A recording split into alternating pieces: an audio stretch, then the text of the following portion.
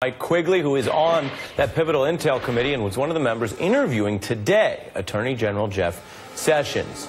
Let me start with what you can tell us. Did you walk out of there today feeling more confident that everything is on the level and there's no problem, or less so? Well, I think I left with the impression that the American public has two bad choices. Either the Attorney General is one of the most forgetful persons who works out of Washington, D.C. and in our nation's history, or he's being less than candid with the American public through his testimony through the Senate and or the House. You say and or the House. Do you feel that he was less than candid today? Well, he talked about the I don't recall number that was evident in the Senate testimony. I think he easily eclipsed that number today. Really? You think he said I don't know more than 20 times? Oh, it's I don't recall, I don't know, I don't remember, the best of my recollection. Or he would answer an answer and say, I believe. Yeah. There was very few definitive answers, yes, no, absolutely. And that doesn't engender a lot of confidence in his testimony. Obviously, the question that he refused to answer from the ranking Democrat was the most troubling one.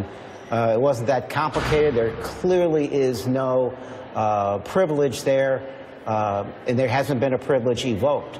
And even if there was a privilege evoked, what he would be talking about is something that would be a criminal act, right? The president hindering the investigation would be a criminal act. And there's no privilege at all with that. Right. I mean, to put it in plain terms, there is no way that you could use even a legitimate privilege to hide an ongoing crime or criminal conspiracy. You're referring to the fact that he appeared unable, according to the ranking member Schiff, to rule out whether he was asked to hinder the investigation. And here's the part that's weird for me. I mean, part of my job is just to ask questions and process everything. It is no longer far-fetched at this point, given what has leaked out, that Donald Trump would be asking senior officials to do things they're not supposed to do. I mean, that is what Jim Comey testified under oath regarding Flynn. That is what there have been reports about other folks in the intel community, including folks memorializing it, just like Jim Comey did, and just like every good general counsel does at every agency. So it really is, at this point, I think, a flipped thing, which is why wouldn't Jeff Sessions have run into this by now? And if so, why can't he say, well, I may have been asked anything inappropriate, but I assure you I said no? Clearly, the question gave him pause and trouble. That's not what you want to hear from the #1 law enforcement officer in the United States, the #1 attorney for the United States.